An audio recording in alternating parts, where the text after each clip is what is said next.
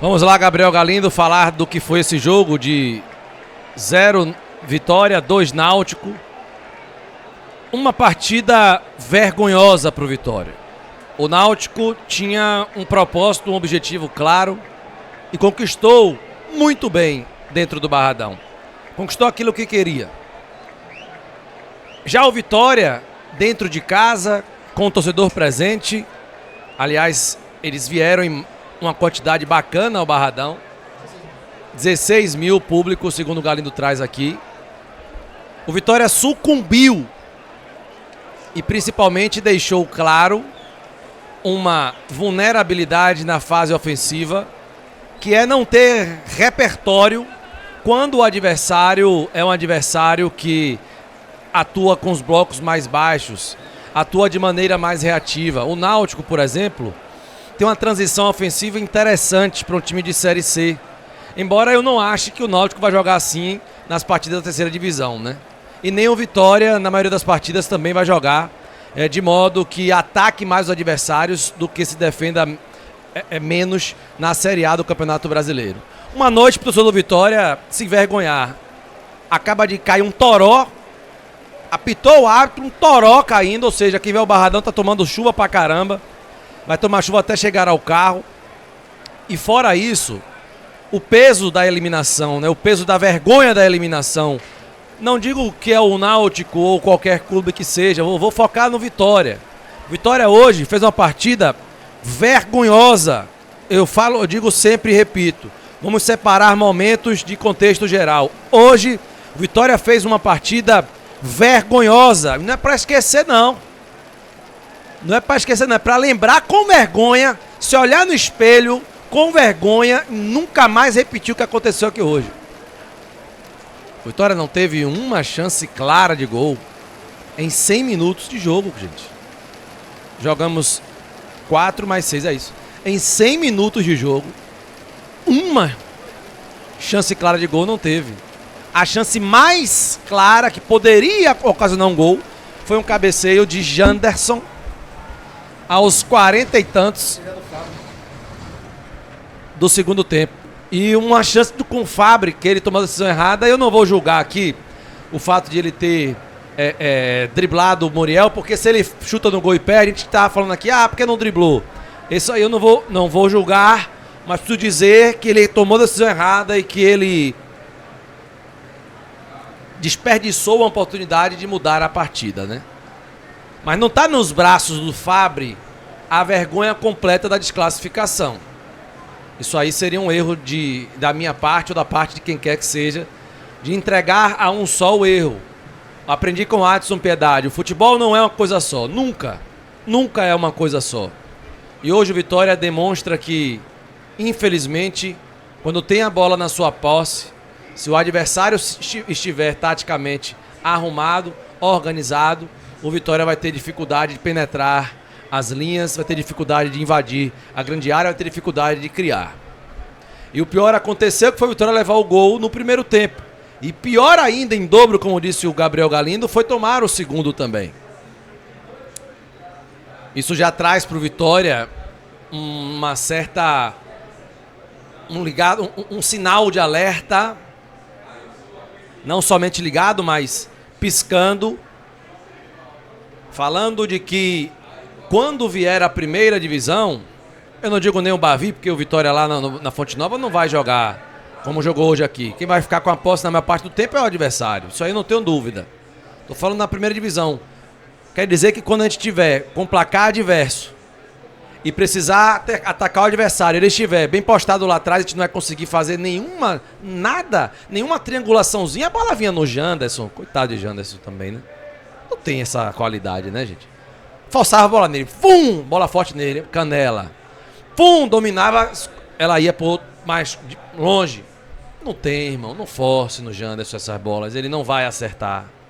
O Vitória precisa de um centroavante técnico que quando vier essa bola, que ele domine, que ele faça o pivô direitinho, que ele tenha o QI mais elevado do que o Janderson. O Janderson tem um QI menor.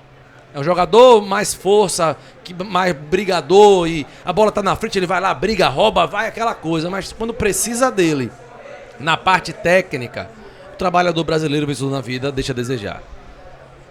Existem alguns pontos que o táticos, que o Thiago é quem está na responsabilidade de trazer à tona para você, mas eu não poderia deixar de abrir esse pós-jogo aqui sem expressar o meu descontentamento diante da vergonhosa desclassificação do Vitória para o Náutico na segunda fase da Copa do Brasil.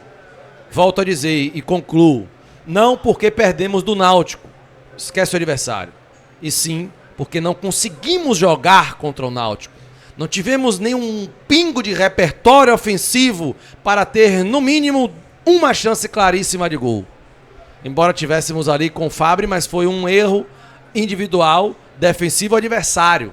Não foi uma construção do Vitória. Isso que eu quero trazer à tona. Mas o Thiago Luiz está aqui para comentar o que foi que ele viu de Náutico 2, Vitória 0, na vergonhosa desclassificação do Vitória na Copa do Brasil. Thiago. É até difícil falar depois de uma partida como essa, onde nada deu certo, né? O Marquinhos vem com uma proposta no 3-5-2, mas quando o Vitória tinha a bola, era uma linha de 5 no seu campo de defesa, mas o Vitória não conseguia construir essas jogadas com velocidade, com triangulações, com passes rápidos. Eram inversões de bola nas costas de uma defesa que estava muito bem postada. E aí o Náutico começou a perceber que essas seriam as jogadas do Vitória, deu a bola para o Vitória. A proposta do Náutico, a proposta do Marquinhos foi: Vitória, você vai ficar com a bola, você pode rodar aí o tempo que você quiser, porque você até o presente momento não tem conseguido quebrar as minhas linhas, então fique com a bola. E o Neres tentando aqueles passes de ruptura da primeira linha, sem sucesso. Quando o Náutico começou a perceber os pontos vulneráveis do Vitória, questão da transição defensiva, que os espaços começaram a surgir, a equipe do Náutico com 2, 3 passes já estava no campo de defesa da equipe do Vitória. O Patrick Alan, enquanto esteve em campo, foi o cara que ditou o ritmo, construiu jogadas, as bolas paradas era feita por ele, e aí sai o primeiro gol. Depois de um tempo, o segundo gol do escanteio, como o Galindo traz muito bem, ali foi só um teste. O Vitória não aprendeu o teste e logo em seguida o time do Náutico conseguiu fazer o gol. O que é que o Thiago Carpini volta para o segundo tempo? Ele coloca o Carlinhos e volta com o PP para poder fazer o quê? As duas torres gêmeas, tentar as bolas alçadas na área, e o Rato pelo lado direito, e o PP, que é um jogador que ele consegue receber essa bola de costa, mas ele tem muita facilidade para girar o corpo e conseguir construir a jogada.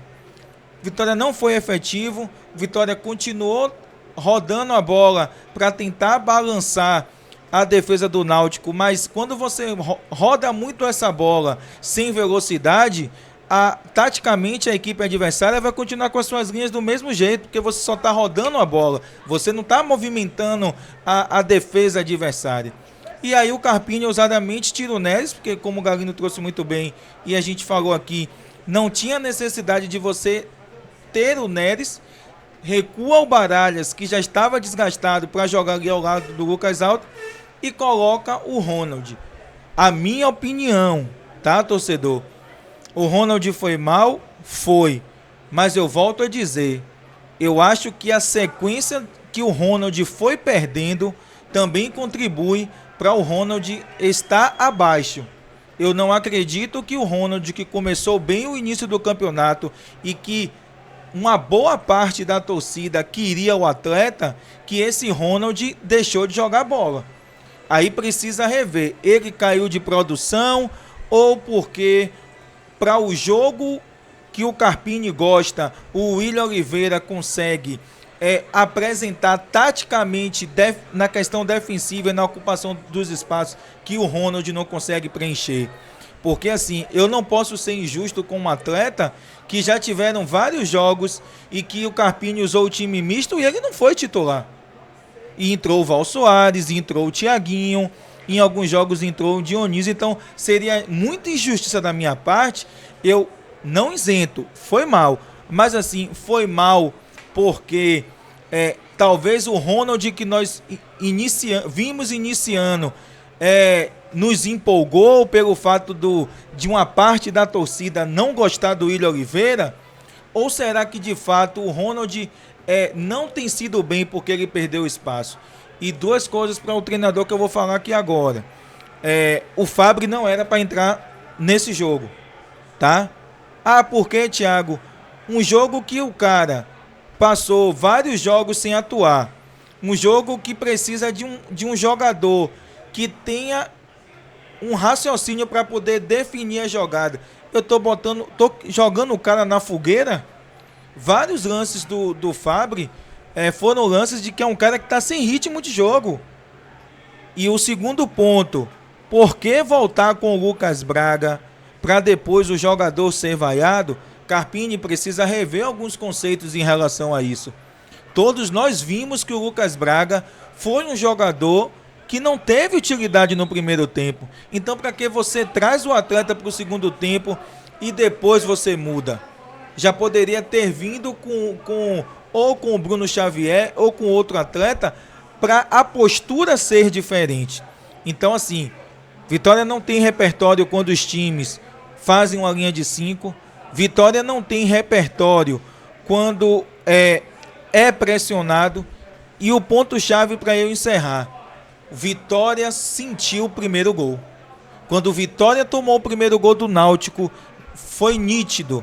Vitória nervoso, Vitória dando bote que o Vitória não dá. O Vitória não foi o Vitória que chegou aqui, que apertou o Náutico, que subiu as linhas.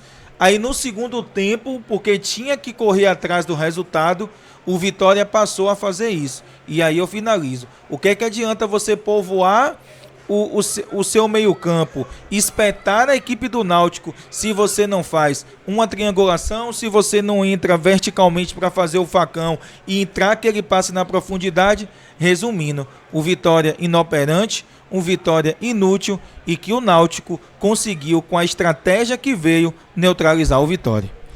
Beleza, Thiago, Luiz. Rafael, eu quero que você venha aqui para falar o sentimento do torcedor na arquibancada, né? Que ao final do jogo ainda teve que tomar chuva.